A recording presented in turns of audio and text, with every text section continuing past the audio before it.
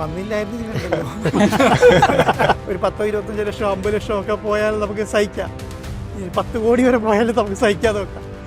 130 കോടി രൂപയും കളഞ്ഞ് 130 കോടി രൂപ എന്ന് പറയുന്നത് തീരുന്ന എമൗണ്ട് ഇവൻ്റ് പൈസ തീരുന്നതല്ല ഞാൻ പറയുന്നത്. ആദ്യം അയച്ച പൈസേനെ കുറിച്ചാണ് പറയുന്നത്. അതും പോയി, മെസ്സി ഇല്ല, മാനവും പോയി, എന്തിനീ പണിക്കിറങ്ങി എന്നുള്ള നിലയിൽ നിന്നാണ് നമ്മളിത് കയറി വരുന്നത്. സ്പോർട്സ് എന്ന് കേട്ടപ്പോൾ നമുക്കൊരു ആവേശം വരുമല്ലോ, പ്രത്യേകിച്ച് മെസ്സി അർജൻറ്റീന എന്നൊക്കെ പറയുമ്പോൾ. എല്ലാ മാധ്യമങ്ങളും പോലെ നമ്മളും ടെൻഷനായി എന്നുള്ളത് ശരിയാണ്. പക്ഷേ അന്നേരം എനിക്ക് ഉറപ്പുണ്ടായിരുന്നു മെസ്സി വരും എന്നുള്ളത്. പൈസ കൊടുത്ത് എല്ലാം നേടാമെന്ന് വിചാരിക്കുക വേണ്ട. പൈസ കൊടുത്താൽ കിട്ടാത്ത കാര്യങ്ങളാണ് 99.99%. 0.1% ചിലപ്പം പൈസ കൊടുത്താൽ കിട്ടുന്നുണ്ടാവുള്ളൂ. ഞാൻ ഈ അർജൻറ്റീന ടീമിൻ്റെ കാര്യത്തിൽ അതാണ് വിചാരിക്കുന്നത്. പൈസ കൊടുത്ത് കിട്ടിയ സാധനം അല്ല അത്. ഇപ്പോൾ ലോകം കണ്ട ഏറ്റവും വലിയ ഇവൻ്റായി ഈ പറഞ്ഞ കളി നടക്കുക, കേരളത്തിൽ നടക്കുക എന്നുള്ളതാണ്. ഇടയ്ക്ക് വരില്ല എന്നെങ്കിലും പറഞ്ഞെങ്കിലും വരില്ല എന്ന് പറയുമ്പോൾ നമുക്ക് ആവേശം കൂടെ എങ്ങനെയും കൊണ്ടുവരണം എന്ന് പറയുമല്ലോ. എൻ്റെ മനസ്സിലുള്ള ഇന്നത്തെ ഒരു ആഗ്രഹം ഇൻ്റർ മിയാമി പോലെ ഒരു ക്ലബ്ബ് ഇന്ത്യയിൽ ഉണ്ടാക്കണം. ഏഷ്യനെറ്റ് പിന്നെ മെസ്സിനെ കൊണ്ടുവന്നാൽ ഞാൻ സന്തോഷത്തോടു കൂടി കാണും. 24 പോയി കണ്ടാൽ ഞാൻ സന്തോഷത്തോടു കൂടി കാണും. മനോരമ വന്ന് കൊടുത്താലും ഞാൻ സന്തോഷത്തോടു കാണും. എന്നെ സംബന്ധിച്ചിടത്തോളം ഒരു ബുദ്ധിമുട്ടുള്ള ആളല്ല. ഞാൻ വിചാരിക്കുന്നത് വിവാദങ്ങൾ ഇവിടെ വിടാനാണ് വിചാരിക്കുന്നത്. വിവാദം കൊണ്ടുനടക്കേണ്ട സമയമുണ്ട്. എല്ലാ കാലത്തും എല്ലാവരെയും നേതാവാക്കിയതും വലുതാക്കിയതും വിവാദങ്ങളാണെന്ന് വിശ്വസിക്കുന്ന ആളാണ് ഞാൻ.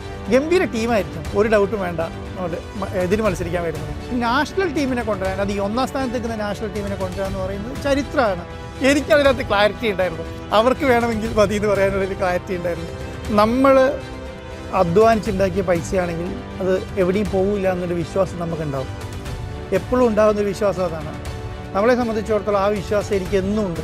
ഒരു 10 കളിക്കാരെ ഉണ്ടാക്കിയാലുണ്ടല്ലോ, വേണ്ട ഒരു കളിക്കാരെ ഉണ്ടാക്കിയാലും, ഒരു IM വിജയനെ ഉണ്ടാക്കിയാലുണ്ടല്ലോ, നമ്മളിത് വിജയിച്ചു എന്നുള്ളതാണ്. നമസ്കാരം. ഒരു മനുഷ്യന് സന്തോഷത്തിൻ്റെ അളവുകോൽ എത്രയാണോ അതിൻ്റെ ഏറ്റവും ഉന്നതിയിൽ നിന്നുകൊണ്ടാണ് ഇപ്പോൾ സംസാരിക്കാൻ പോകുന്നത്. മറ്റൊന്നുമല്ല, ഒരുപാട് ചോദ്യങ്ങൾ. വരുമോ ഇല്ലയോ, കൊണ്ടുവരുമോ കൊണ്ടുവരില്ലേ, എല്ലാത്തിനും അവസാനമായിരിക്കുന്നു ഉത്തരം കിട്ടിയിരിക്കുന്നു. ലയണൽ മെസ്സി വരും, കേരളത്തിൽ കളിക്കും. ഇനി ഓരോ മെസ്സി ഫാനും മെസ്സി എന്ന പേരിനൊപ്പം അവരുടെ മനസ്സിൽ പതിപ്പിക്കാൻ പോകുന്ന ഒരു പേര് കൂടിയുണ്ട്, ആൻഡോ അഗസ്റ്റിൻ. സ്പോർട്സ് റിപ്പോർട്ടിന് വേണ്ടി റിപ്പോർട്ടർ ബ്രോഡ്കാസ്റ്റിംഗ് കമ്പനിയുടെ MD തന്നെ നമുക്കൊപ്പം ചേരുകയാണ്. എന്തായിരുന്നു ഈ നാൾ വഴി എന്ന് പറയുന്നതിന് വേണ്ടിയും തുടർന്നുള്ള നടപടികൾ എന്താണെന്നും. ശ്രീ ആൻഡോ അഗസ്റ്റിൻ, ഒരു മെസ്സി ഫാൻ എന്ന നിലയിലാണ് ആദ്യമായിട്ട് സംസാരിക്കുന്നത്. Thanks a lot. എന്തായിരുന്നു, എങ്ങനെയാണ് ഇത് സാധ്യമാക്കിയത്? നമ്മളെ സംബന്ധിച്ചിടത്തോളം വലിയൊരു അച്ചീവ്മെൻ്റാണ്. കേരളത്തെ സംബന്ധിച്ചിടത്തോളം വലിയൊരു അച്ചീവ്മെൻ്റാണ്. ഇത്രയും നാളത്തെ ഒരു അധ്വാനം ഫലം കണ്ടു എന്ന് വേണമെങ്കിൽ പറയാം. കേരള സർക്കാരാണ് ഇതിനുവേണ്ടി മുൻകൈ എടുത്ത് ഇറങ്ങിയത്. എനിക്ക് തോന്നുന്നു 2022 ലോകകപ്പിന് ശേഷം വലിയ രീതിയിലുള്ള ആരാധക വൃന്ദം കണ്ട് അർജൻറ്റീന ഞെട്ടിയിരിക്കുന്ന സമയത്താണ് അവരൊരു പോസ്റ്റ് ഇടുന്നത് കേരളത്തെ അഭിനന്ദിച്ചുകൊണ്ട്. അപ്പോൾ അതിനുശേഷം എനിക്ക് തോന്നുന്നു അതിൻ്റെ പിൻപറ്റിയായിരിക്കാം ഈ പറയുന്ന പ്രൊസീജിയേഴ്സ് എല്ലാം നടന്നിട്ടുണ്ടാവുക എന്നാണ് ഞാൻ വിചാരിക്കുന്നത്. ഞാൻ ഇതിനകത്ത് ഇടപെടുന്നത് 2024 ഡിസംബറിലാണ്. എനിക്ക് തോന്നുന്നു അതിന് മുൻപ് ഗവൺമെൻറ് സംസാരിക്കുകയും അതുമായിട്ട് മുന്നോട്ട് പോവുകയും ചെയ്തിട്ടുള്ളതാണ്. പക്ഷേ എനിക്ക് തോന്നുന്നില്ല, അവർക്ക് ഫണ്ടിന് എന്തൊക്കെയോ ഇഷ്യൂ ആയി, ഫിനാൻഷ്യൽ പ്രശ്നങ്ങൾ വന്നു, അവർക്ക് ക്ലിയറൻസ് കിട്ടിയില്ല. അങ്ങനെ ആകുമ്പോഴാണ് അവർ കുറേ സ്പോൺസേഴ്സിനെ തിരഞ്ഞതിൽ നിന്നായിരിക്കും ഒരാളായിരിക്കും നമ്മളെ കണ്ടെത്തിയിട്ടുണ്ടാകുക. നമ്മളോടൊന്ന് പറഞ്ഞു, സ്പോർട്സ് എന്ന് കേട്ടപ്പോൾ നമുക്കൊരു ആവേശം വരുമല്ലോ, പ്രത്യേകിച്ച് മെസ്സി അർജൻറ്റീന എന്നൊക്കെ പറയുമ്പോൾ. ആ ആവേശത്തിൻ്റെ ഭാഗമായി എന്നുള്ളതാണ് സത്യം. പക്ഷേ അതൊരു വലിയ വിജയത്തിലേക്ക് പോയി എന്ന് വേണമെങ്കിൽ പറയാം. ഇടയ്ക്ക് വരില്ല എന്നെങ്കിലും പറഞ്ഞെങ്കിലും വരില്ല എന്ന് പറയുമ്പോൾ നമുക്ക് ആവേശം കൂടെ എങ്ങനെയും കൊണ്ടുവരണം എന്ന് പറയുമല്ലോ. അപ്പോൾ നമുക്ക് ശരിക്കും പറഞ്ഞാൽ ഒരു വലിയ മല കയറാൻ നിൽക്കുന്ന സമയത്ത് നമ്മളെ കുറേ ആൾക്കാരെ ഒന്നിച്ചായിരിക്കും കയറുന്നുണ്ടാവുക. പകുതിക്ക് കുറച്ച് കൊഴിഞ്ഞ് അവസാനം മലയുടെ തലപ്പത്തെത്തുമ്പോൾ ഒരാളോ രണ്ടാളൊക്കെ ഉണ്ടാവാറാണ് പതിവ്. അങ്ങനെയാണ് ഇങ്ങനെയുള്ള വലിയ ഇവൻറ്റുകളിലേക്ക് എന്ന് പറയുന്നത്. അർജൻറ്റീന ടീമിനെ കേരളത്തിലേക്ക് കൊണ്ടുവരാൻ തീരുമാനിച്ചാൽ ഇങ്ങനെയാണ് നമ്മൾ കയറുക. നമ്മളെല്ലാവരും കൂടെ ഒന്നിച്ച് കയറി അവസാനം എത്തിക്കഴിഞ്ഞപ്പോൾ ഞാനും സർക്കാർ മാത്രമായി എന്ന് വേണമെങ്കിൽ പറയാം. എൻ്റെ കൂടെയുള്ള നമ്മുടെ കുറച്ച് ആൾക്കാരും കൂടെ ഉണ്ട് എന്നുള്ളതാണ് സത്യം. ഇപ്പോൾ വിജയം കണ്ടു കഴിഞ്ഞപ്പോൾ നമ്മൾ മലയുടെ മുകളിൽ കയറി കൊടി ഉയർത്തുമ്പോൾ താഴെ ഒരു വലിയ ആരവം കാണുമല്ലോ, ആ ഒരു ഫീല് ഇപ്പോൾ കിട്ടുന്നുണ്ട്. അതാണ് തോന്നുന്നത് ഇപ്പോൾ മേലെ ഇരിക്കുന്ന സമയത്ത്. ഇനി പ്രൊസീജിയർ എങ്ങനെയാണ്? അപ്പോൾ എല്ലാവരും ഓക്കെ എത്തി. ഇനി ആളുകൾ പ്രതീക്ഷിക്കുന്നത് എന്താണ് ഇനി നടക്കാൻ പോകുന്നത്? ഇനി ഷൈജു ദാമോദരൻ പറഞ്ഞാൽ ഇനി നടക്കുന്നത് നിജം എന്ന് പറയാം. കാരണം നമ്മളെ സംബന്ധിച്ചിടത്തോളം മെസ്സി വരില്ല എന്നൊരു മൈൻഡ് സെറ്റ് ഞങ്ങൾക്ക് നേരത്തെ ഇല്ല. പക്ഷേ അതിനകത്ത് ചെറിയ സംഭവിച്ചത് എന്താണെന്ന് പറഞ്ഞാൽ അവർ 2026 നമ്മളോട് സമയം ചോദിച്ചു. 25 നമ്മൾ എഗ്രിമെൻ്റ് വെച്ചിരുന്നത്. 26 സമയം ചോദിച്ചപ്പോൾ നമ്മൾ ബ്ലാങ്കായി. നമുക്ക് മനസ്സിലായില്ല എന്തുകൊണ്ടാണ് 26 സമയം ചോദിക്കുന്നത് എന്നുള്ളത്. അന്നേരം ഞാൻ വിചാരിച്ചിട്ടില്ല ഒരിക്കലും ഇങ്ങനെ അർജൻറ്റീന പോലത്തെ ഒരു ടീം, മെസ്സി പോലത്തെ ഒരു കളിക്കാരൻ്റെ അടങ്ങുന്ന ഒരു ടീം ഒരിക്കലും നമ്മളോട് വരില്ല എന്നുള്ളൊരു പ്രശ്നം വരുമെന്ന് ഞാൻ വിചാരിച്ചിട്ടില്ല. പക്ഷേ എന്തുകൊണ്ട് 26 എന്നുള്ളത് ചൂസ് ചെയ്തത്? കാരണം ലോകകപ്പിന് ശേഷമാണല്ലോ പറയുന്നത്. അന്നേരം എല്ലാ മാധ്യമങ്ങളും പോലെ നമ്മളും ടെൻഷനായി എന്നുള്ളത് ശരിയാണ്. പക്ഷേ അന്നേരം എനിക്ക് ഉറപ്പുണ്ടായിരുന്നു മെസ്സി വരും എന്നുള്ളത്. കാരണം അവർ വരില്ലെങ്കിൽ വരില്ല എന്നാണല്ലോ പറയുക, ഞങ്ങൾ വരുന്നില്ല, കേരളത്തിലേക്കില്ല. അവരെ സംബന്ധിച്ച് അത്രയും വലിയ ടീമിനെ സംബന്ധിച്ചിടത്തോളം ഇന്ത്യയിലേക്ക് ഇല്ല എന്ന് അവർ ഡിസൈഡ് ചെയ്താൽ ഇല്ല എന്ന് തന്നെയാണ്. പക്ഷേ അത് കൊണ്ടുവരിക എന്നുള്ളത് നമ്മുടെ ലക്ഷ്യമായതുകൊണ്ടും ഗവൺമെൻറ് ലക്ഷ്യമായതുകൊണ്ടും അതിൽ മാക്സിമം ട്രൈ ചെയ്തു, വിജയത്തിലേക്ക് എത്തിക്കാൻ കഴിഞ്ഞു എന്നുള്ളതാണ്. ഇനി എന്തെന്ന് ചോദിച്ചാൽ ഇനി അവർ വരാൻ തീരുമാനിച്ചു, മെസ്സി അടക്കമുള്ള അർജൻറ്റീന ടീം വരാൻ തീരുമാനിച്ചു. ഇനി എന്താണെന്ന് പറയുക, ഇത് ആഘോഷമാക്കുക എന്നുള്ളതാണ്. ഞാൻ രാവിലത്തെ ഇതിൽ അരുൺ സാറോട് പറയുമായിരുന്നു, നമ്മളെ സംബന്ധിച്ചിടത്തോളം ഒരു രാജ്യം, ഇന്ത്യ പോലത്തെ ഒരു രാജ്യം, ഇത്രയേറെ ജനസംഖ്യയുള്ള ഒരു രാജ്യത്തുനിന്ന് ഒരു കളി ടീമിനെ പോലും ഉണ്ടാക്കാൻ കഴിഞ്ഞില്ല എന്ന് പറയുന്നത് നമ്മളെ സംബന്ധിച്ചിടത്തോളം അത്ര ഒരു നല്ല കാര്യമായിട്ട് ഞാൻ വിചാരിക്കുന്നത്. ഫുട്ബോൾ പോലെ ഒരു സംവിധാനത്തിനകത്ത് ഒളിമ്പിക്സും ഫിഫ വേൾഡ് കപ്പുമാണ് നമ്മളെ സംബന്ധിച്ചിടത്തോളം വലിയ ആരാധകർ ബന്ധവും ജനങ്ങൾ നെഞ്ചിലേറ്റുന്ന 2 ഇവൻ്റ് എന്ന് പറയുന്നത്. അതിനകത്ത് ഒരു ഇവൻറ്റിൽ നമുക്ക് ഇത്രയും വലിയ രാജ്യത്ത് 100 കോടിയിലധികം 130 കോടിയിലധികം ജനങ്ങളുള്ള ഒരു രാജ്യത്ത് ഒരു 11 പേരുടെ ടീമിനെ ഉണ്ടാക്കാൻ കഴിയുന്നില്ല എന്ന് പറഞ്ഞാൽ അതുണ്ടാക്കുന്ന മാനക്കേട് ചെറുതല്ല. അത് കേരളത്തിൽ നിന്ന് തുടങ്ങണമെന്നാണ് ഞാൻ എപ്പോഴും പറയാറ്. കേരളം എല്ലാത്തിനും മാതൃകയാണ് അല്ലേ. നമ്മൾ ദൈവത്തിൻ്റെ സ്വന്തം നാടാണ്, നമ്മൾ സൗഹാർദ്ദത്തിൻ്റെ കാര്യം സ്വന്തം നാടാണ്, നമുക്ക് രാഷ്ട്രീയത്തിൽ അടിയുണ്ടെങ്കിലും നമ്മളൊരു കാര്യം വന്നാൽ ഒറ്റക്കെട്ടാണ്, നമുക്ക് ദുരന്തം ഉണ്ടായാൽ നമ്മൾ ഒറ്റക്കെട്ടാണ്, എല്ലാത്തിനും നമ്മൾ മാതൃകയാണ്. ടൂറിസത്തിൽ നമ്മൾ മാതൃകയാണ്, നമ്മൾ സ്പോർട്സിൽ മാതൃകയാവണം. സ്പോർട്സിൽ മാതൃകയാണ് ഈ ചിലി, പിന്നെ അർജൻറ്റീന, ബ്രസീൽ എന്നൊക്കെ പറഞ്ഞത്. അർജൻറ്റീനൻ്റെ ജനസംഖ്യ എന്ന് പറയുന്നത് 4 കോടി ജനസംഖ്യയാണ്. കേരളത്തിലെ ജനസംഖ്യയുള്ളൂ, അത്രയും വലിപ്പം, കുറച്ച് വലിപ്പം കൂടുതലുണ്ട്. പക്ഷേ ജനസംഖ്യ നോക്കും 4. ഈ 4 കോടി ജനസംഖ്യയുള്ളത് 1ാം സ്ഥാനത്ത് അവിടെ നിൽക്കണം. നമുക്ക് 1ാം സ്ഥാനത്തൊന്നും വേണ്ട, നമുക്ക് ആ ടീമിൽ കയറി നമുക്ക് ഒരു ദിവസമെങ്കിലും കളിക്കാൻ കഴിയണം. നമ്മുടെ ലൈഫിൽ അത് കാണാൻ പറ്റണം. നമ്മുടെ ടീം ലോകകപ്പിൽ കളിക്കുന്നത് നമുക്ക് കാണാൻ കഴിയണം. അങ്ങനെ ഒരു ടീമിനെ ചെയ്യാന്നുള്ളത്. അപ്പോൾ അതിനനുസരിച്ചിട്ട് ചെയ്യാന്ന് പറഞ്ഞാൽ കുട്ടികൾക്കും വിദ്യാർത്ഥികൾക്കെല്ലാം ആവേശം കൊടുക്കണം. വലിയ രീതിയിലുള്ള ആവേശം വരണം. ചെറിയ രീതിയിലുള്ള ആവേശം കൊണ്ട് നമുക്ക് എന്താണ് ഒരാൾക്ക് ഞാൻ ആരാകണം എന്ന് ചിന്തിക്കുന്നത് എങ്ങനെയായിരിക്കും?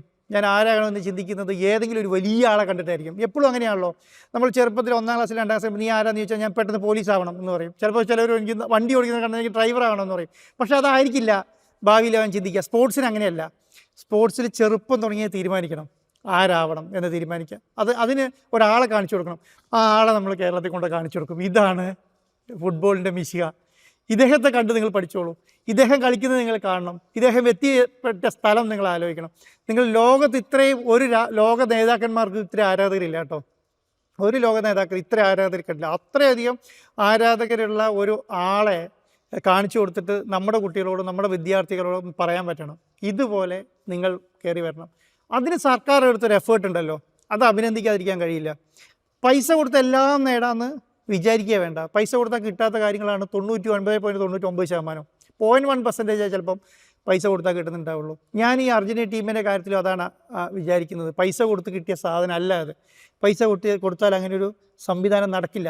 ലോകരാജ്യങ്ങൾക്ക് ചൈനയ്ക്ക് പൈസ ഇല്ലാത്തതുകൊണ്ടല്ലോ, ഖത്തറിന് പൈസ ഇല്ലാത്തതുകൊണ്ടല്ലോ, സൗദിക്ക് പൈസ ഇല്ലാത്തതുകൊണ്ടല്ലോ, ദുബായിക്ക് പൈസ ഇല്ലാത്തതുകൊണ്ടല്ലോ, ഇവർക്ക് ആർക്കും അർജൻറ്റീന ടീമിനെ കൊണ്ടൊന്ന് കളിക്കാൻ ആഗ്രഹമില്ലാത്തവരും അല്ലല്ലോ, അവിടെ സ്പോൺസർമാർക്ക് ആഗ്രഹമില്ലാത്തതുകൊണ്ടല്ലോ. പക്ഷേ ഇന്ത്യയിലേക്ക് വന്നു. അതൊരു ദൈവമായിട്ട് ഞാൻ കാണുന്നത്. അതിൻ്റെ ഒരു ഭാഗമാക്കാൻ പറ്റി. അതിനകത്ത് നമുക്ക് എത്തിപ്പെടാൻ പറ്റുന്ന എൻഡ് വരെ നമ്മൾ എത്തി എന്നുള്ളതാണ്. ഞാൻ വയനാട്ടിൽ ജനിച്ച ആളാണ്. കേരളത്തിലെ തന്നെ ഒരു മൂലയ്ക്ക് ഉള്ള ഒരാളാണ്. ഇവിടുന്ന് നമ്മൾ അർജൻറ്റീനയിൽ പോയി ഫിഫയായിട്ട് മീറ്റിംഗ് നടത്താൻ നമ്മളെ കൊണ്ടുപോയി. ഇനീഷ്യേറ്റീവ് സർക്കാരിൻ്റെ ഭാഗത്താണെങ്കിൽ കൂടെ നമുക്ക് മീറ്റിങ്ങുകൾ എടുക്കാൻ കഴിഞ്ഞു. അതിൻ്റെ അകത്തൊരു എന്താണ് നടക്കോ ഇല്ലയോ എന്നുള്ളൊരു സന്ധിയിലെത്തിക്കഴിഞ്ഞ സമയത്ത് അതിനിടപെട്ട് തീരുമാനം എടുക്കാൻ നമ്മളെ കൊണ്ട് കഴിഞ്ഞു. അങ്ങനെ വലിയ മാറ്റങ്ങൾ നമ്മളെ സംബന്ധിച്ചു. അപ്പോൾ ഒരാൾ സ്വപ്നം കണ്ടത് നടപ്പിലാക്കാം എന്ന് വിചാരിക്കുന്ന ലെവൽ വരെ എത്തിക്കാൻ കഴിഞ്ഞു എന്നുള്ളതാണ്. അപ്പോൾ അത്രയൊരു ലെവലിലേക്ക് എത്തുമ്പോൾ ഇനി എന്താണ്, ഇനി കേരളത്തിൽ കളി വന്നു.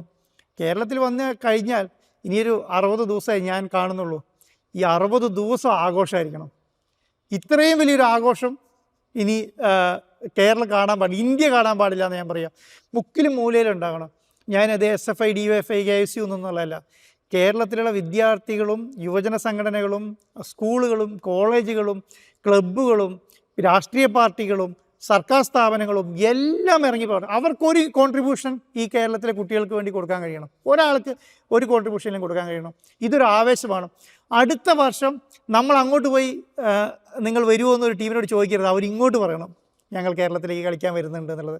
ഇന്റർ മിയാമിയിലൊക്കെ പോയി നമ്മൾ മെസ്സി അടക്കുന്ന ക്ലബിൻ്റെയൊക്കെ കളി കാണുമ്പോൾ ചെറിയ രാജ്യത്ത് ചെറിയ കളികളാണ്, പക്ഷേ ശ്രദ്ധ കേന്ദ്രീകരിക്കുന്ന കളികളാണ്.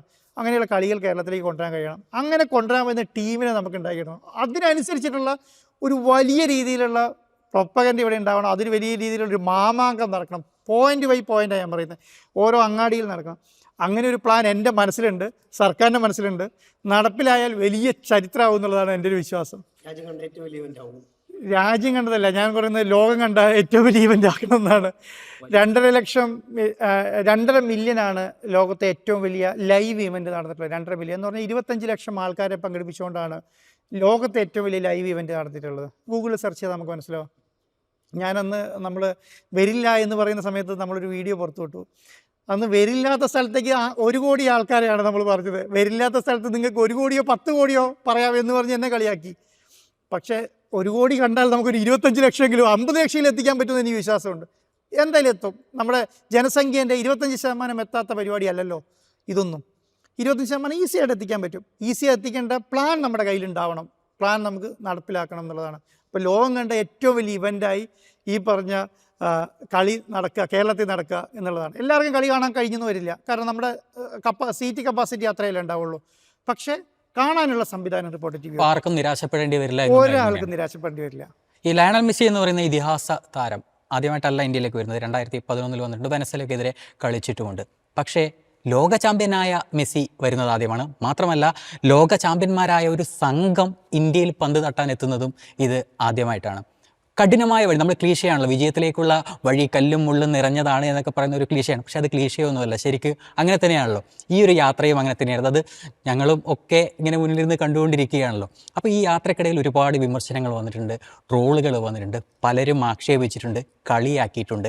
അപ്പോഴൊക്കെ എങ്ങനെയാണ് ഈ ഒരു വഴിയിലേക്ക്, വിജയ വഴിയിലേക്ക് നടക്കാൻ കഴിഞ്ഞത്? എൻ്റെ ഒരു സുഹൃത്ത് നല്ല പൈസയുള്ള ഒരാളാണ്, നല്ല വലിയ രീതിയിൽ ബിസിനസ് ചെയ്യുന്ന ഒരാളാണ്. എന്നോട് വിളിച്ചിട്ട് ഈ വരില്ല എന്ന് പറഞ്ഞ് വാർത്ത വന്ന സമയത്ത്, ഏഷ്യനെറ്റിൻ്റെ വാർത്തയാണെന്ന് തോന്നുന്നത്, അതെനിക്ക് ഫോർവേഡ് ചെയ്തിട്ട് വന്നിട്ട് പറഞ്ഞു പൈസയും പോയി മാനവും പോയി എന്ന് പറഞ്ഞു. അത് കേട്ടപ്പോൾ തകർന്നു പോയി സത്യം പറഞ്ഞാൽ. കാരണം പൈസയും പോയി മാനവും പോയി എന്ന് പറയുന്ന ഒരു അവസ്ഥയിൽ കൊണ്ടെത്തിക്കുക എന്ന് പറയുന്നത് അത്ര എളുപ്പമുള്ള കാര്യമല്ല. ഒരു 10, 25 ലക്ഷം 50 ലക്ഷം ഒക്കെ പോയാൽ നമുക്ക് സഹിക്കാം. 10 കോടി വരെ പോയാലും നമുക്ക് സഹിക്കാതെ വെക്കാം. 130 കോടി രൂപയും കളഞ്ഞ് 130 കോടി രൂപ എന്ന് പറയുന്നത് തീരുന്ന എമൗണ്ട്, ഇവൻ്റ് പൈസ തീരുന്നതല്ല ഞാൻ പറയുന്നത്, ആദ്യം അയച്ച പൈസേനെ കുറിച്ചാണ് പറയുന്നത്. അതും പോയി, മെസ്സി ഇല്ല, മാനവും പോയി, എന്തിനീ പണിക്കിറങ്ങി എന്നുള്ള നിലയിൽ നിന്നാണ് നമ്മളിത് കയറി വരുന്നത്. അപ്പോൾ വിനീഷ് പറഞ്ഞാൽ കല്ലും മുള്ളും നിറഞ്ഞൊന്നുമില്ല, കല്ലും മുള്ളും നിറഞ്ഞാൽ കാല് മാത്രമേ മുറിയുള്ളൂ. ഇത് ശരീരം മുഴുവൻ മനസ്സും ശരീരം മുഴുവൻ വിണ്ട് കയറിപ്പോവും. അപ്പോൾ ഇത് നടപ്പിലാക്കാൻ കഴിയുക എന്ന് പറയുന്നത് ചില ആൾക്കാർ നമ്മുടെ കൂടെ വേണം എന്നുള്ളതാണ്. ഇപ്പം ഞാനെപ്പോഴും ഞങ്ങൾ പറയുന്നത്, ഞങ്ങൾ ബ്രദേഴ്സ് ഒന്നിച്ചാണ് താമസിക്കുന്നത്, ബിസിനസ് ചെയ്യുന്നതെല്ലാം. ഒരാൾക്കൊരു പ്രശ്നം വന്നാൽ പെട്ടെന്ന് എല്ലാവരും ഇടപെടുന്നു പറഞ്ഞാൽ എല്ലാ സ്ഥലത്തു നിന്നും ഇടപെടായി. ഗവൺമെൻറ്റിൻ്റെ ഭാഗത്തു നിന്ന് മിനിസ്റ്ററെ ഒറ്റപ്പെടുത്തിയിട്ടില്ല എന്നുള്ളതാണ്. കാരണം ഒരാൾ പോലും മിനിസ്റ്ററെ കുറിച്ച് നെഗറ്റീവ് പറഞ്ഞില്ല. കാരണം അദ്ദേഹം എടുത്ത എഫേർട്ട് നമ്മളെ സംബന്ധിച്ചിടത്തോളം ഒരു കമ്പനിയാണ്. നമ്മളെ സംബന്ധിച്ചിടത്തോളം നഷ്ടം വന്നാലും ലാഭം വന്നാലും നമുക്ക് തന്നെ സഹിക്കാം. ഒരു മിനിസ്റ്റർക്ക് എനിക്ക് അങ്ങനെ പറ്റിയെന്ന് വരില്ല. അത് അഴിമതി കേസിൽ പ്രതിയാവും, വിജിലൻസ് കേസിൽ പ്രതിയാവും. അതെടുക്കുന്ന റിസ്ക് ഉണ്ട്. എന്തിനാ അങ്ങനെ റിസ്ക് എടുക്കുക എന്ന് വിചാരിച്ചിട്ടാണ് 80% ഇവൻറ്റുകളും ഇന്ത്യയിൽ നടക്കാത്തത്. കാരണം കോമൺവെൽത്തുള്ള കാലത്ത് തുടങ്ങിയ ഒരു അഴിമതിയുണ്ട്. അപ്പം അങ്ങനെ ഉണ്ട്, ചെയ്യാത്ത ആൾക്കാർ വരെ അതിൻ്റെ ഭാഗമായി മാറും. ഇപ്പം ഒന്ന് ആലോചിച്ച് നോക്കിക്കേ, ഇത്രയും എഫേർട്ട് എടുത്ത മിനിസ്റ്റർക്ക് ഈ ഇവൻറ്റ് നടന്നില്ലായിരുന്നെങ്കിൽ ഒരവസ്ഥ ഒന്ന് ആലോചിച്ച് നോക്കിക്കേ. അദ്ദേഹം ഇനിഷ്യേറ്റീവ് എടുക്കാത്തതുകൊണ്ടാണോ? അദ്ദേഹം ചെയ്തതിന് ശേഷമാണല്ലോ ഇതെല്ലാം നടന്നത്. അപ്പം ഇതുപോലെ ഒരു ഇവൻറ്റിന് ഭാഗമാകാൻ വേണ്ടി അവരൊന്നിച്ച് നിന്നു, നമ്മളൊന്നിച്ച് നിന്നു, നമ്മുടെ കൂടെയുള്ളവരെ ഒന്നിച്ച് നിന്നു. അതുകൊണ്ട് വിജയമായി ഞാൻ വിചാരിക്കുന്നത്. ഇതിൻ്റെ സത്യസന്ധതയും ഇതിൻ്റെ ഒരു ജനങ്ങളുടെ ഇതിൻ്റെ ആവശ്യകതയും മനസ്സിലാക്കിയതിന് ശേഷം ജനങ്ങളുടെ ഒരു വികാരം വരുമല്ലോ, ആ വികാരത്തിൽ വിജയമായി എന്നാണ് ഞാൻ വിചാരിക്കുന്നത്. ഇനി അങ്ങോട്ടുള്ള ഒരു മുന്നോട്ട് പോക്കും അങ്ങനെ തന്നെയായിരിക്കും. അതുകൊണ്ട് ഞാൻ വിചാരിക്കുന്നത് വിവാദങ്ങൾ ഇവിടെ വിടാനാണ് വിചാരിക്കുന്നത്. വിവാദം കൊണ്ടു നടക്കേണ്ട സമയമുണ്ട്. എല്ലാ കാലത്തും എല്ലാവരെയും നേതാവാക്കിയതും വലുതാക്കിയതും വിവാദങ്ങളാണെന്ന് വിശ്വസിക്കുന്ന ആളാണ് ഞാൻ. എന്നെ അങ്ങനെയാണ് വലുതാക്കിയത്. റിപ്പോർട്ടർ TV അങ്ങനെയാണ് വലുതാക്കിയത്. ഈ വിവാദം ഇനി ഇവിടെ വിടാം. ഇനി നമ്മൾ റിയാലിറ്റിയിലേക്ക് തിരിച്ചു വന്നു. മെസ്സി ഉണ്ടു, വരുന്നോ ഇല്ലയോ എന്നുള്ള ചോദ്യമൊക്കെ അവസാനിച്ചല്ലോ. മെസ്സി വരുന്നു, റിയാലിറ്റിയായി, ഇനി മുന്നോട്ട് പോകാം എന്നുള്ളതാണ്. വലിയ വിജയമായിരിക്കും വിനീഷ ഇത്. ഇനി നമ്മൾ ഉദ്ദേശിച്ച പോലെ അല്ല, ഞാനിത് കാണുന്നുണ്ട്. എൻ്റെ മനസ്സിൽ എന്താണ് നടക്കാൻ പോകുന്നതെന്ന് ഞാൻ കാണുന്നുണ്ട്. സർക്കാരും മുഖ്യമന്ത്രിയും ഒക്കെ ഇത് കാണുന്നുണ്ട് എന്നുള്ളതാണ്. സാധാരണക്കാരെ കുട്ടികളെ വരെ ഇപ്പോൾ ഒരു ഗ്രീൻഫീൽഡ് സ്റ്റേഡിയം സ്വപ്നം കാണാൻ പറഞ്ഞാൽ അവന് കറക്റ്റായിട്ട് മെസ്സി കളിക്കുന്നതും അവരെന്താണ് അവിടുത്തെ ആരവം എന്ന് മനസ്സിലാക്കാൻ പറ്റും. അത് നിങ്ങൾക്ക് ഓരോരുത്തർക്കും അത് മനസ്സിലാകുന്നുണ്ടാവും. അതുകൊണ്ട് ഇനിയാണ് നിജം നടക്കാൻ പോകുന്നത്. ഇനിയാണ് നടക്കാൻ പോകുന്നത്. ഇപ്പം മെസ്സി വരികയാണ്. അപ്പം അർജന്റീന ടീമിൻ്റെ എതിരാളികൾ ആരായിരിക്കും എന്നുള്ളൊരു സംശയം പലർക്കും ഉണ്ട്. അപ്പോൾ ഒരു ഫിഫ റാങ്കിങ്ങിലുള്ളൊരു ടീമിനെ തന്നെ ആയിരിക്കും ഉണ്ടാവുക. ഓക്കെ, നമ്മളെ സംബന്ധിച്ചിടത്തോളം അർജന്റീന റെഡിയാവലേ പ്രശ്നമുള്ളൂ. ബാക്കി വലിയ രീതിയിൽ പ്രശ്നമല്ല എന്നുള്ളതാണ്. എനിക്ക് തോന്നുന്നു ഒരു 5ഓളം ടീമിനെ നമ്മൾ ഓൾറെഡി ഐഡൻറ്റിഫൈ ചെയ്ത് വെച്ചിട്ടുണ്ട്. ഇനിയിപ്പോൾ അതിൻ്റെ പ്രൊസീജിയർ കംപ്ലീറ്റ് ചെയ്താൽ മതി എന്നുള്ളതാണ്. പക്ഷേ ഒരു 2 ദിവസം കൊണ്ട് നമുക്കത് അനൗൺസ് ചെയ്യാൻ പറ്റുമായിരിക്കും. ഏതാണ് ഓസ്ട്രേലിയ നമ്മൾ സംസാരിച്ച് വെച്ചിട്ടുണ്ട്. വെസ്റ്റ് അമേരിക്കൻ കൺട്രീസ് നമ്മൾ സംസാരിച്ച് വെച്ചിട്ടുണ്ട്. ബ്രസീലിനടക്കം നമ്മൾ മെയിൽ അയച്ചിട്ടുണ്ട്. റിപ്ലൈ വന്നിട്ടില്ല. എനിക്ക് തോന്നുന്നു വരും എന്നുള്ളതാണ്. കാരണം ഈ എതിർ ടീം ആരാണെന്ന് അറിഞ്ഞിട്ടാണ് പൊതുവേ മറ്റുള്ളവർ തീരുമാനിക്കുക ആ ടീമിനോട് കളിക്കണോ വേണ്ടയോ എന്നുള്ളത്. പല ടീമിനും പല ടീമിനോട് കളിക്കാൻ കഴിഞ്ഞെന്ന് വരില്ല. പക്ഷേ തീരുമാനിക്കുക എങ്ങനെയാണ്? തീരുമാനിക്കുന്നത് എതിർ ടീം ആരാണ് എന്ന് നോക്കിയിട്ടാണ്. അപ്പം അർജൻറ്റീന ആണെന്ന് കഴിഞ്ഞാൽ അർജൻറ്റീനയോട് കളിക്കാൻ കുറേ ആൾക്കാർക്ക് താല്പര്യമുണ്ട്. മനസ്സിലായോ? അവർ 1ാം സ്ഥാനത്ത് നിൽക്കുന്നതാണ്. അവർ പല സ്ഥലത്ത് തോപ്പിച്ച ടീമിന് വരെ ഇവരോട് കളിക്കാൻ താല്പര്യമുണ്ടാവും. GCC കൺട്രീസൊക്കെ ഈസിയാണ്. നമുക്കിപ്പോൾ സൗദി, ഖത്തറൊക്കെ നോക്കിയാൽ കുറച്ചും കൂടി ഈസി ആയിരിക്കും. പക്ഷേ നമുക്ക് തോന്നുന്നത് ഞാൻ കുറച്ചുകൂടി നല്ല ടീമിനെ നമുക്ക് റെഡിയാകും. അവർ മോശമാണെന്നുള്ള അർത്ഥത്തിലല്ല ഞാൻ പറഞ്ഞത്. നല്ല ടീമിനെ നോക്കി ഏറ്റവും നല്ല ടീമിനെ വെച്ച് കളിക്കും. അത് വേറെ ടീമിനെ വെച്ച് 1-2 കളികൾ കൂടെ ആയാലോ എന്ന് മിനിസ്റ്റർ ഭാഗത്തു നിന്നൊക്കെ ചിന്ത വരുന്നുണ്ട്. അപ്പോൾ അങ്ങനെയാണെങ്കിൽ അതും കൂടെ ഉണ്ടെങ്കിൽ ഗവൺമെൻറ് ഭാഗത്തും കൂടെ അങ്ങനെ ചിന്തയുണ്ടെങ്കിൽ നമുക്ക് ഈ അർജൻറ്റീന വേഴ്സസ് ഒരു കളി മാത്രമല്ല വേറൊരു കളിയും കൂടെ വെച്ചാൽ നമുക്കൊരു മിനി ലോകകപ്പ് ആവും. ഞാനതാണ് നേരത്തെ പറഞ്ഞപ്പോൾ ഖത്തറും സൗദിയാണല്ലോ നമ്മൾ അടുത്ത കാലത്ത് ലോകകപ്പ് കാണാൻ പോകുന്നത് സൗദിയാണ്, കണ്ടത് ഖത്തറാണ്. 60,000 കോടി രൂപയാണ് സ്പെൻഡ് ചെയ്തത്. എന്തിന്? ആ ലോകകപ്പിന് വേണ്ടിയിട്ട് അവർ ഇൻഫ്രാസ്ട്രക്ചർ ഉണ്ടാക്കി, അവിടുത്തെ ശൈലി മാറ്റി, സംവിധാനം. 60,000 കോടി ഒരു 15 ദിവസം താഴെയുള്ള ഒരു ഇവൻറ്റിന് വേണ്ടിയിട്ടാണ് ഒരു രാജ്യം മുടക്കുന്നത്. അതെന്തിനു വേണ്ടിയിട്ടാണ്? ഈ ടീം തന്നെയാണ്, ഈ അർജൻറ്റീന തന്നെയാണ് അവിടെ പോയി കളിച്ചത് അല്ലേ? നമുക്കെതിരെ കളിക്കാൻ വരുന്ന ടീം തന്നെയാണ് അവിടെ വന്ന് കളിച്ചത്. അതുപോലൊരു മിനി ലോകകപ്പ് ഇന്ത്യയിൽ നടത്തിയാൽ നമുക്ക് 60,000 കോടിയൊന്നും വേണ്ട. പക്ഷേ നമുക്ക് അതുണ്ടാക്കുന്നൊരു വലിപ്പമുണ്ടല്ലോ ഈ രാജ്യത്തിന്, നമ്മുടെ നാടിന്. ആ വലിപ്പത്തേക്ക് തിരിച്ചെത്താൻ പറ്റും. അപ്പം ഗംഭീര ടീമായിരിക്കും, ഒരു ഡൗട്ടും വേണ്ട നമ്മുടെ ഇതിന് മത്സരിക്കാൻ വരുന്നത്. വിമർശനങ്ങളിലേക്ക് വരാം. വിമർശനങ്ങളിൽ ഏറ്റവും വലിയ വിമർശനം എന്തായിരുന്നു വെച്ചാൽ, ഞാൻ നോക്കിയപ്പോൾ 130 കോടി ചിലവാക്കിയെന്ന് പറയുന്നു. ആ 130 കോടി ചിലവാക്കിയെന്ന് പറയുന്നതിൻ്റെ ഒരു രേഖ പോലും ഈ ആൻഡ്രൂ അഗസ്റ്റിൻ പുറത്തു വിടുന്നില്ല. എന്തുകൊണ്ട്? അത് വഞ്ചിക്കുകയല്ലേ എന്നായിരുന്നു ഒരു ആരോപണം, ഏറ്റവും പ്രധാനപ്പെട്ട ആരോപണങ്ങളിലൊന്ന്. ശരിക്കും നമ്മൾ എങ്ങനെയാണ് ഈ അർജന്റീന അസോസിയേഷനിലേക്ക് എത്തുന്നതും? ആ ഒരു ഡിസംബർ 20 നമ്മൾ കരാർ ഒപ്പിട്ടു. പക്ഷേ വെല്ലുവിളികൾ, ഓരോ ഘട്ടങ്ങൾ എങ്ങനെയൊക്കെയായിരുന്നു? ഒരു ആരാധകൻ അറിയാനുള്ള കാര്യങ്ങൾ എങ്ങനെയാണ്? ഞാൻ ഈ നിമിഷപ്രിയനെ അവിടുന്ന് രക്ഷിച്ച് കൊണ്ടുവരാൻ വേണ്ടിയിട്ട് അവിടുത്തെ ലീഗൽ ചാർജ് എന്ന് പറഞ്ഞാൽ $40,000 അയക്കണം എന്ന് പറഞ്ഞു. $40,000 $40,000 ഇന്ത്യയിൽ നിന്ന് അവിടേക്ക് അയക്കാൻ വേണ്ടിയിട്ട് ഏകദേശം 18 ദിവസമോ 20 ദിവസം കൊണ്ട് എടുത്തു. ആർക്ക് വേണ്ടിയിട്ടാണ്? ഒരാൾ തൂക്കിക്കൊല്ലാൻ വിധിച്ച ഒരാളെ രക്ഷിക്കാൻ വേണ്ടിയിട്ടുള്ള പൈസയാണ് ഞാൻ പറയുന്നത്. അത് അയക്കാൻ വേണ്ടിയിട്ടാണ്. ഇന്ത്യയെ സംബന്ധിച്ചിടത്തോളം ഇന്ത്യയിൽ നിയമങ്ങൾ വളരെ സ്ട്രോങ് ആണ്. ഇന്ത്യയിൽ പൈസ അയക്കുക എന്ന് പറയുന്നത് അത്ര എളുപ്പമുള്ള കാര്യമല്ല. പ്രത്യേകിച്ച് ഈ 100, 150, 200 കോടിയൊക്കെ അയക്കുക എന്ന് പറഞ്ഞാൽ അത്ര എളുപ്പമുള്ള കാര്യമല്ല. നമ്മളെ സംബന്ധിച്ചിടത്തോളം അതിന് വലിയ ഇനിഷ്യേറ്റീവ് ഉണ്ട്. അർജൻറ്റീനയായിട്ട് എഗ്രിമെൻറ്റ് വെക്കണം. എഗ്രിമെൻറ്റ് വെച്ച ശേഷം എഗ്രിമെൻറ്റ് സെൻട്രൽ ഗവൺമെൻറ്റിനെ അറിയിക്കണം. സെൻട്രൽ ഗവൺമെൻറ്റിനോട് പെർമിഷൻ ചോദിച്ചാൽ നമ്മൾ സ്പോർട്സ് മിനിസ്ട്രിക്കാണ് നമുക്ക് ചോദിക്കാൻ പറ്റില്ല. നമ്മൾ ചോദിച്ചാൽ കിട്ടില്ല. ഗവൺമെൻറ്റാണ് ചോദിക്കേണ്ടത്. ഗവൺമെൻറ് ചോദിക്കുന്നു. ഗവൺമെൻറ് സ്പോർട്സ് മിനിസ്റ്റർ പറയുമ്പോൾ ഫിനാൻസിൽ പോകണമെന്ന് പറയുന്നു. ഫിനാൻസിൽ പോയി അവിടുന്ന് പെർമിഷൻ എടുക്കുന്നു. അവിടുത്തെ പെർമിഷൻ എടുത്തു കഴിഞ്ഞിട്ട് തിരിച്ച് സ്പോർട്സിലേക്ക് വരുന്നു. അപ്പോൾ സ്പോർട്സ് പറയുന്നു എക്സ്റ്റേണൽ അഫേഴ്സിൻ്റെ എടുക്കണമെന്ന് പറയുന്നു. എക്സ്റ്റേണൽ അഫേഴ്സിൽ പെർമിഷൻ പോകുന്നു. അവിടുന്ന് പെർമിഷൻ മേടിച്ച് തിരിച്ച് വരുന്നു. അപ്പോൾ പറയുന്നു എക്സ്റ്റേണൽ അഫേഴ്സ് മാത്രം പോരാ, വലിയ കളിക്കാരാണ്, പുറത്തുനിന്ന് വരുന്ന ആൾക്കാരെ ഹോം അഫേഴ്സിൻ്റെ അവിടെ നിന്ന് പറയുന്നു. ഹോമിൽ പോകുന്നു, അവിടുന്ന് ഇതൊക്കെ പെർമിഷൻ മേടിച്ച് കഴിഞ്ഞപ്പോഴാണ് പറയുന്നത് ഇതൊന്നും നമ്മുടെ കയ്യിൽ കിട്ടിയാൽ പോരാ, ഇതൊക്കെ നേരെ RBIയിലേക്ക് അവർ ഡയറക്റ്റ് കൊടുക്കണമെന്ന് പറയുന്നു. പുതിയ ആപ്ലിക്കേഷൻ ഉണ്ടാക്കി കൊടുക്കുന്നു, അവിടുന്ന് നേരെ RBIയിലേക്ക് ലെറ്റർ കൊടുക്കുന്നു. ഈ RBIയിലേക്ക് ലെറ്റർ കൊടുത്ത് വരുമ്പോഴത്തേക്കും നമ്മൾ നോക്കുമ്പോൾ നമുക്ക് രേഖകൾ വേണം. അപ്പോൾ നോക്കുമ്പോൾ ഓൾറെഡി ഗവൺമെൻറ് നമുക്ക് ഓർഡർ ഇട്ട് തരുന്നുണ്ട്, അതിന് കൂടാതെ ഓരോ ഓർഡർ കൂടെ വേണമെന്ന് പറയുന്നു. ആ ഓർഡർ മേടിക്കുന്നു.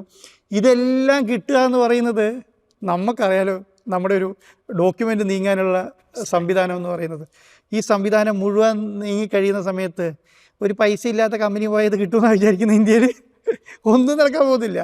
അപ്പോൾ ഇതെല്ലാം നോക്കി എല്ലാം ക്ലിയറാക്കി RBIയിലേക്ക് ലെറ്റർ വന്നതിന് ശേഷമാണ് ഇനീഷ്യേറ്റീവ് സ്റ്റാർട്ട് ചെയ്യുന്നത്. ഇതിനെടുക്കുന്ന സമയം നോർമലി ചിന്തിച്ചാൽ മതി. നമ്മളിവിടുന്ന് ഒരു കറണ്ട് ബില്ല് അടിക്കാൻ പോയാൽ എത്ര സമയം എടുക്കുമെന്ന് നമുക്കറിയാം. അവിടെയാണ് ഇതിൻ്റെ ഒരു അവസ്ഥ എന്ന് പറയുന്നത്. അപ്പം ഇത് പൈസ അടച്ച് നമുക്ക് റെസിപ്റ്റ് കിട്ടി അത് അവർക്ക് അയച്ചു കൊടുക്കുമ്പോൾ അവരെ സംബന്ധിച്ചിടത്തോളം ഇതൊന്നും ഇല്ലാത്തൊരു രാജ്യമാണ്. അവരെ മതി ഇങ്ങനത്തെ വലിയ പ്രശ്നങ്ങളൊന്നുമില്ല. വിളിച്ചു പറഞ്ഞാൽ പൈസ വരും, വിളിച്ചു പറഞ്ഞാൽ പൈസ പോകും. നമുക്കങ്ങനെ പോവില്ല. അവരൊരു ഇനിഷ്യേറ്റീവ് എന്ന് പറഞ്ഞാൽ എത്രയും പെട്ടെന്ന് നിങ്ങൾ പരിപാടി തീർത്ത് അയച്ചോളൂ എന്ന് പറഞ്ഞാൽ നമുക്ക് അയക്കാൻ പറ്റില്ല അങ്ങനെ.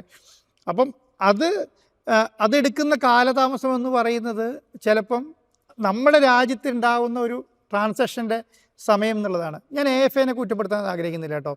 AFAനെ സംബന്ധിച്ചിടത്തോളം അവർ ശീലിച്ചു വന്ന ശൈലി അങ്ങനെയാണ്.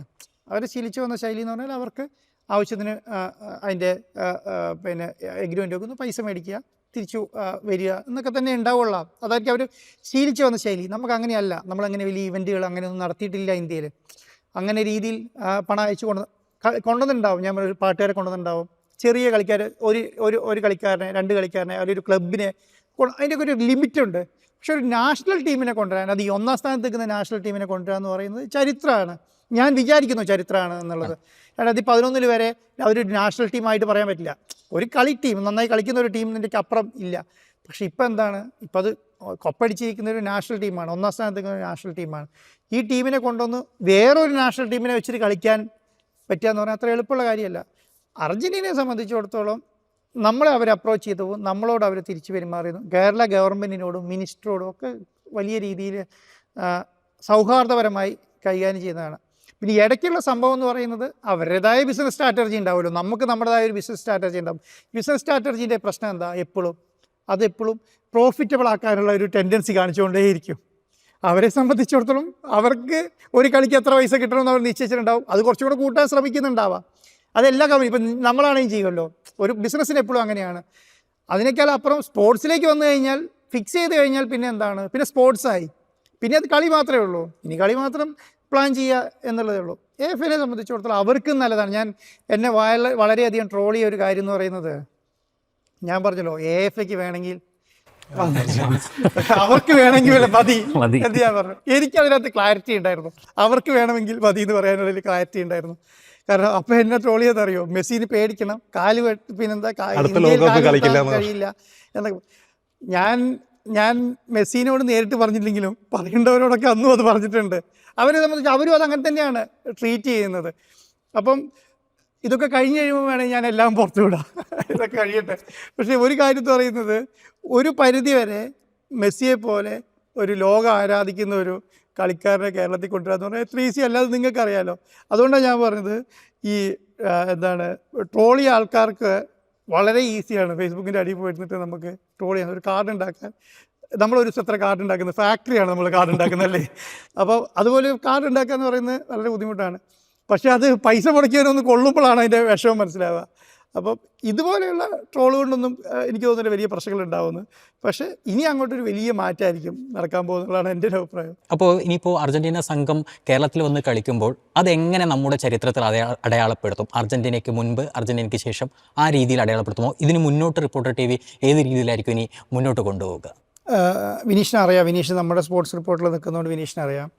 റിപ്പോർട്ടർ TV ആദ്യം ചെയ്തൊരു കാര്യം എന്ന് പറയുന്നത്, കുറേ നാളുകൾക്ക് മുന്നേ ചെയ്ത ഒരു കാര്യം എന്ന് പറഞ്ഞാൽ റിപ്പോർട്ടർ FC ആണ്, ഫുട്ബോൾ ക്ലബ്ബാണ്.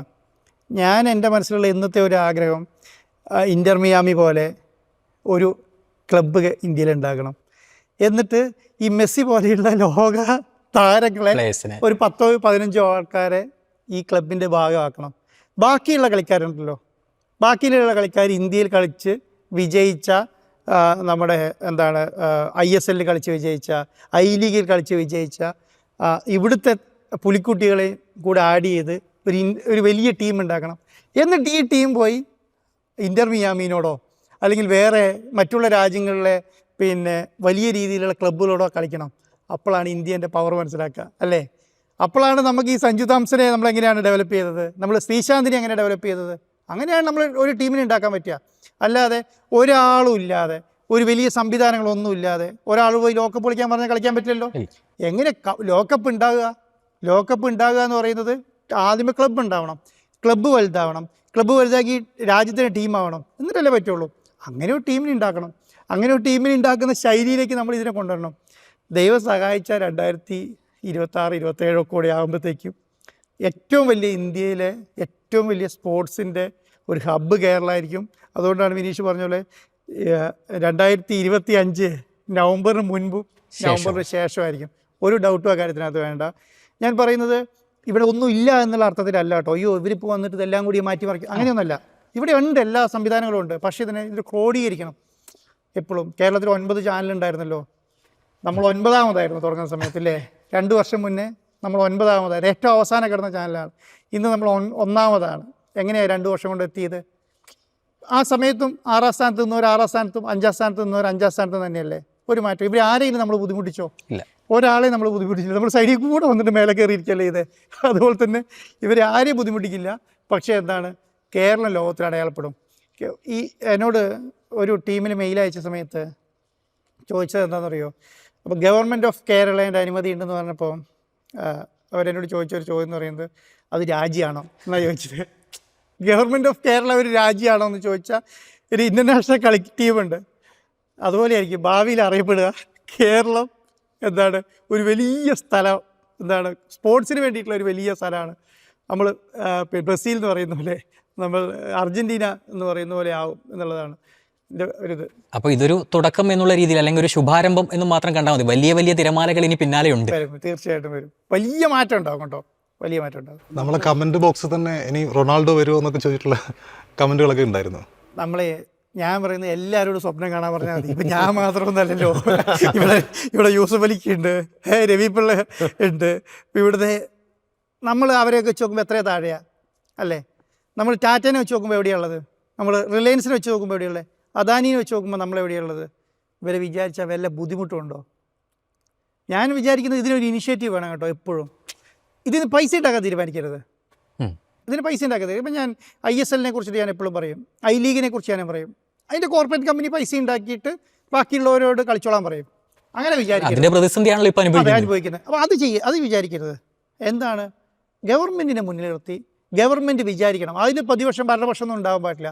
അങ്ങനെ ഉണ്ടെങ്കിലുണ്ടല്ലോ വലിയ മാറ്റം. നമ്മൾ ഉദ്ദേശിക്കുന്ന പോലെയല്ല, നമ്മൾ ഉദ്ദേശിക്കുന്ന പോലെ അല്ല.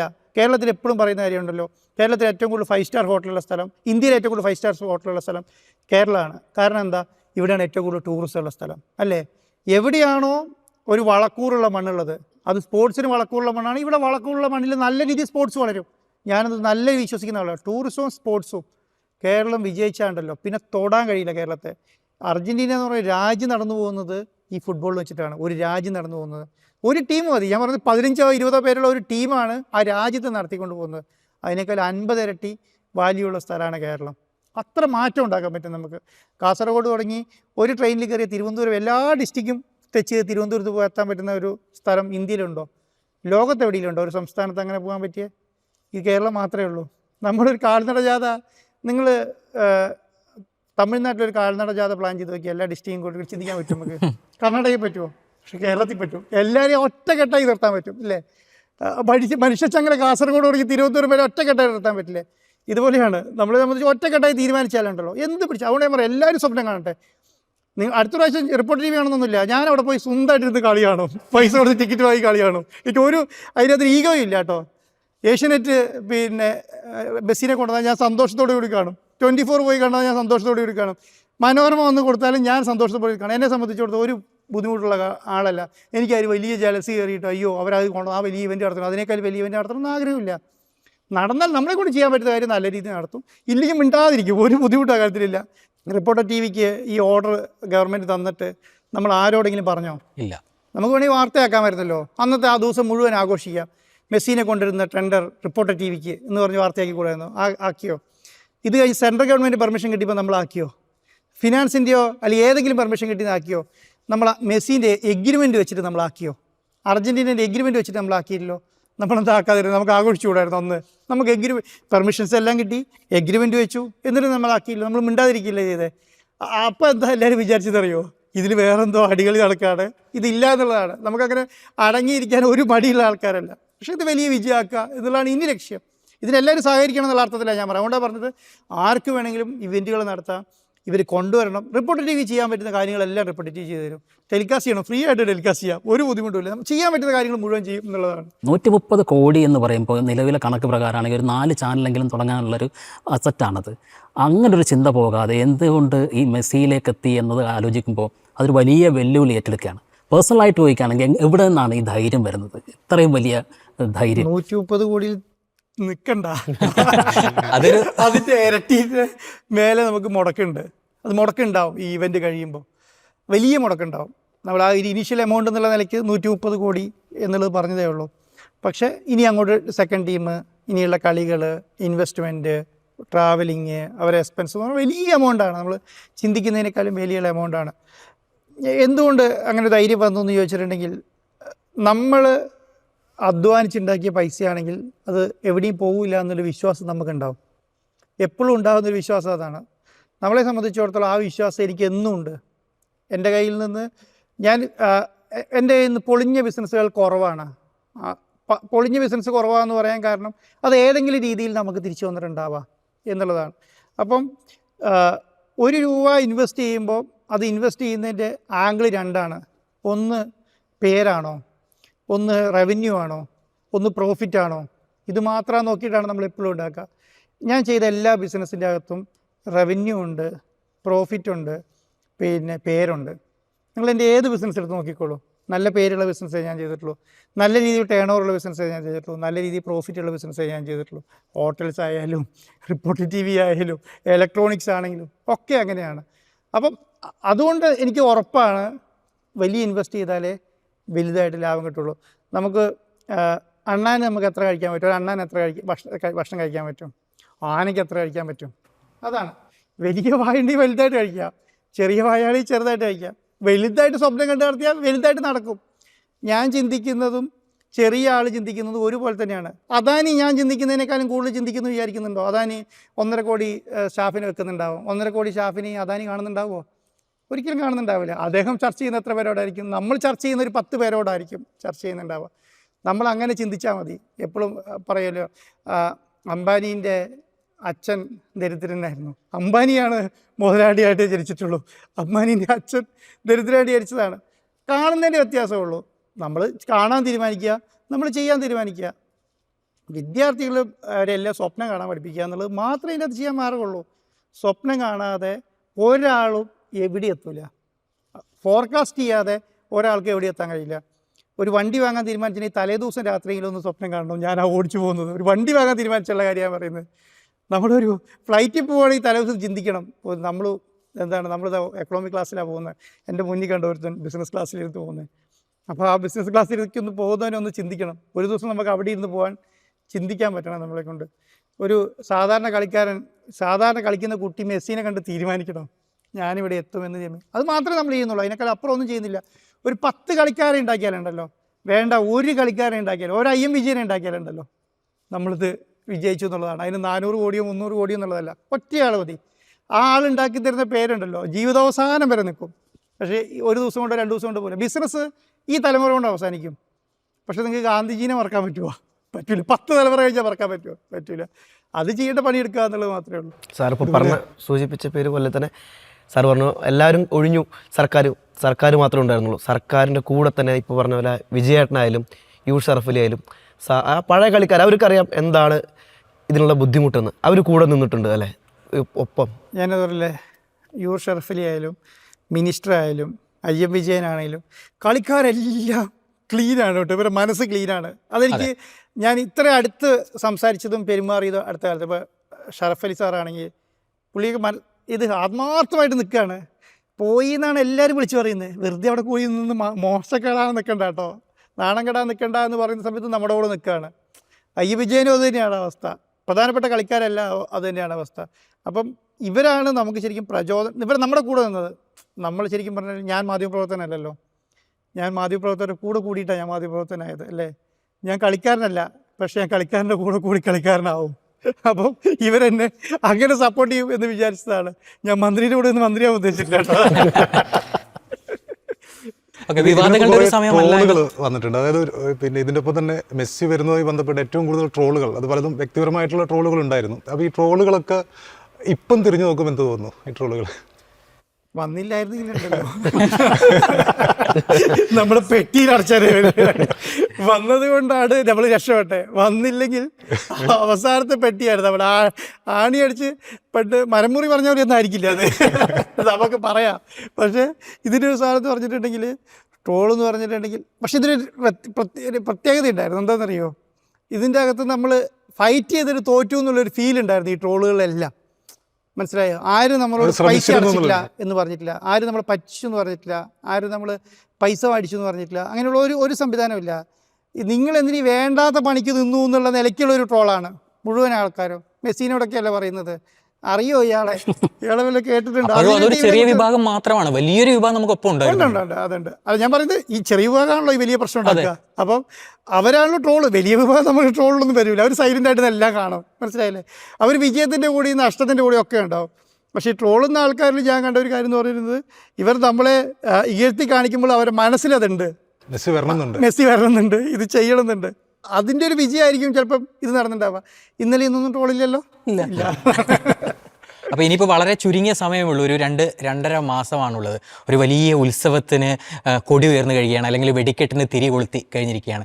ഇനിയിപ്പോൾ അതിവേഗം നമുക്ക് കാര്യങ്ങളൊക്കെ മുന്നോട്ട് കൊണ്ടുപോകാനും ഉണ്ട്. അതുപോലെ തന്നെ ഈ അർജൻറ്റീന ആരാധകർ എന്ന് പറഞ്ഞാൽ കേരളത്തിൽ ഏറ്റവും കൂടുതൽ, ബംഗ്ലാദേശും കേരളവും ഒക്കെ തന്നെയാണ് ഏറ്റവും കൂടുതൽ അർജൻറ്റീന ആരാധകരുള്ള ഒരു സ്ഥലങ്ങൾ എന്ന് പറയുന്നത്. അപ്പോൾ നമുക്ക് ആരാധകരും കൂടി ഈ ഒരു സമയത്തേക്ക് നിങ്ങൾക്ക് പറയാനുണ്ടാവുമല്ലോ. അത് ആരാധകരോട് എനിക്ക് പറയാനുള്ളൊരു കാര്യം എന്ന് പറയേണ്ടത്, ഇത് ഉത്സവമാക്കുക എന്നുള്ളതേ ഉള്ളൂ. ഇതാ കളി നടക്കുന്ന ദിവസം ഉത്സവം, മെസ്സി വരുന്ന ദിവസത്തെ ഉത്സവമല്ല, അതിന് മുൻപ് ഉത്സവമാക്കണം. നിങ്ങൾ വിചാരിച്ചാൽ മാത്രമേ നടക്കുള്ളൂ, വേറെ ഒരാൾ വിചാരിച്ചാലും നടക്കില്ല എന്നുള്ളതാണ്. കേരളത്തെ സംബന്ധിച്ചിടത്തോളം ഏത് കാര്യം ഉത്സവം, നമ്മൾ ഹർത്താൽ ഉത്സവമാക്കുന്ന ഒരാളല്ലേ. നമ്മളെ സംബന്ധിച്ചിടത്തോളം ഒരു സാധ്യത കിട്ടിയാൽ മതി, അത് ഗംഭീരമാക്കും. അത് ഇന്ന ആൾക്കാരൊന്നുമില്ല. കേരളത്തിൽ എത്ര സ്കൂളുകളുണ്ടെന്നറിയോ, എത്ര കോളേജുകളുണ്ടെന്നറിയോ? എല്ലാ സ്കൂളുകളിലും ഇതിനോടനുബന്ധിച്ച് പ്രോഗ്രാം നടക്കണം, എങ്കിലാണ് അതൊരു വിജയമായി മാറുക. ലോകം കേരളത്തെ കാണുകയാണെന്നുള്ളൊരു ബോധത്തിൽ നമ്മൾ ചെയ്യണം. കുട്ടികളെ കാണിച്ചു കൊടുക്കണം, ഇതുപോലെയാണ് നമ്മൾ ചെയ്യേണ്ടത് എന്നുള്ളത്.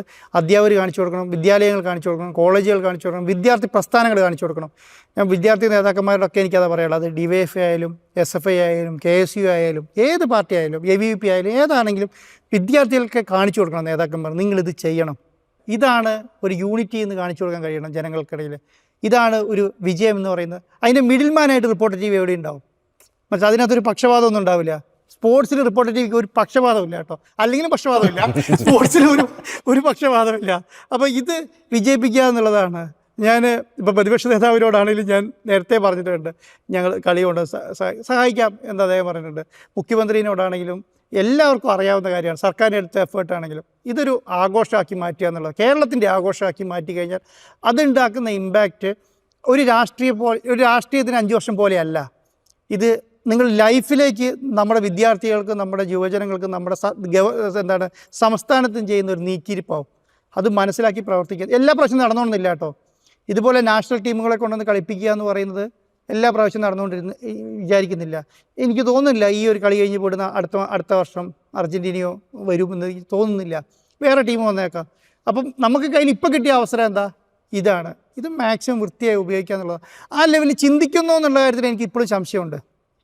ആ ലെവലിൽ ജനങ്ങൾ ചിന്തിക്കുന്നുണ്ടോ, ആ ലെവലിൽ പാർട്ടികൾ ചിന്തിക്കുന്നുണ്ടോ, അല്ലെങ്കിൽ അതിനൊരു ഓപ്പർച്യൂണിറ്റി ആയിട്ട് ചിന്തിക്കുന്നുണ്ടോ ഡൗട്ടുണ്ട്. പക്ഷേ 2-3 ദിവസം കൊണ്ട് അറിയാം ആ ലെവലിൽ ചിന്തിക്കുന്നുണ്ടോ, ആ ലെവലിലേക്ക് എത്തുമോ എന്നുള്ളത്. ഇനിയൊരു 60 ദിവസം എന്ന് പറഞ്ഞാൽ ഇന്ന് ഒരു 5, 6, 10 ദിവസം പോയിക്കോട്ടെ, 4, 5 ദിവസം പോയിക്കോട്ടെ. പക്ഷേ 1-ാം തീയതിക്കപ്പുറം, അടുത്ത മാസം ഒരു 1-ാം തീയതിക്കപ്പുറം ഓണത്തിൻ്റെ കാലമാണ്, ലീവുണ്ട്, കളികളുടെ കാലമാണ്, മത്സരങ്ങളുടെ കാലമാണ്. മനസ്സിലായി? വടംവലിയുണ്ട്, വോളിബോളുണ്ട്, ഈ പറഞ്ഞ വള്ളംകളി മത്സരമുണ്ട്, ഓണപ്പൂക്കൾ മത്സരമുണ്ട്, എല്ലാം ഉള്ള കാലമല്ലേ.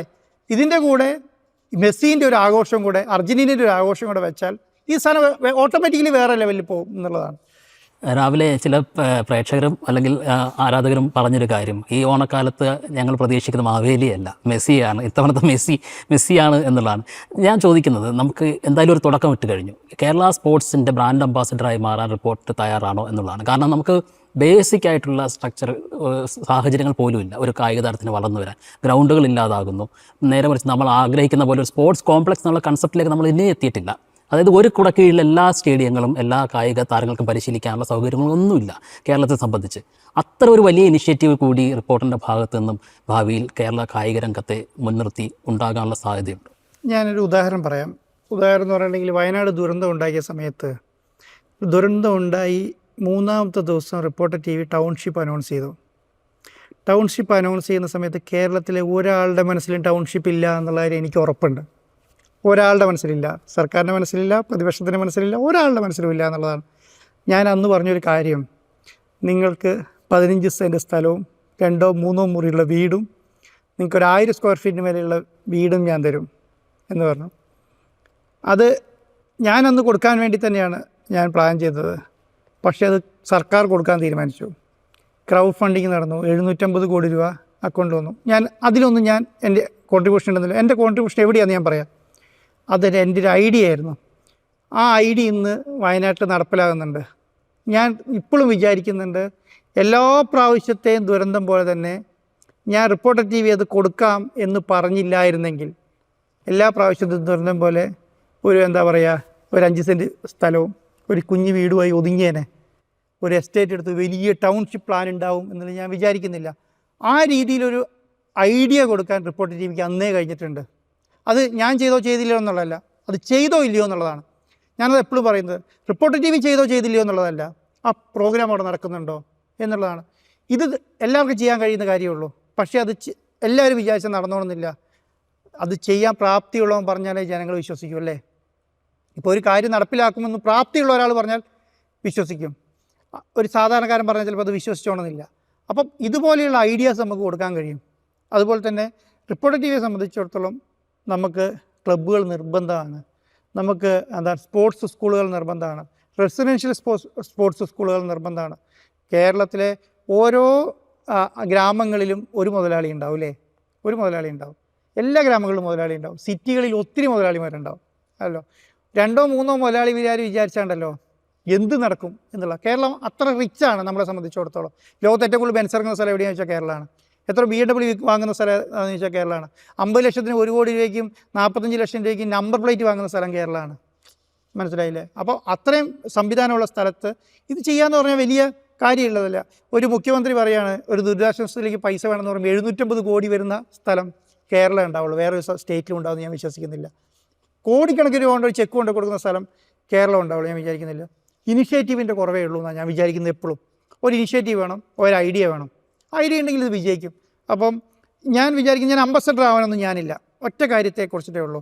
റിപ്പോർട്ടർ TVയെ സംബന്ധിച്ചിടത്തോളം ഒരു കൺസെപ്റ്റ് മുന്നോട്ട് വെക്കുക, അത് വിജയിക്കുന്നോടം വരെ കൂടെ നിൽക്കുക എന്നുള്ള. അതിൻ്റെ പേര് കിട്ടിയാൽ കിട്ടി, ഇനി നെഗറ്റീവാണോ അത് മേടിക്കുക എന്നുള്ളതാണ്. എല്ലാം പോസിറ്റീവ് ആയിക്കോണമെന്ന് ആഗ്രഹമൊന്നുമില്ല. ഞാൻ വിചാരിക്കുന്നത് ഒരു സ്റ്റേജും കൂടെ കഴിഞ്ഞാൽ ഇനി എല്ലാം നടക്കാൻ പോകുന്നത് റെസിഡൻഷ്യൽ സ്കൂളുകളായിരിക്കും.